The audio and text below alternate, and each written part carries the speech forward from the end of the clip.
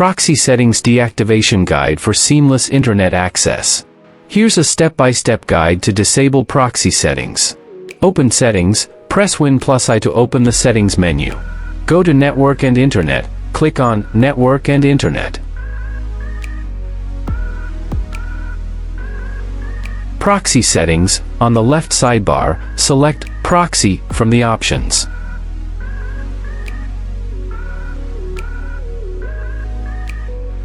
Disable Proxy. Under the Manual Proxy Setup section, turn off the toggle switches for Use a Proxy Server and Automatically Detect settings if they are enabled.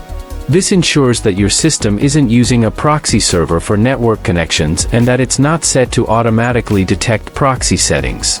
Disabling proxy settings on Windows can have several benefits. Improved connection speed. By bypassing proxy settings, you might experience faster internet speeds as your connection won't be routed through a proxy server. Direct access. Disabling proxy settings ensures that your system connects directly to websites and services without intermediaries, which can sometimes cause delays or access issues.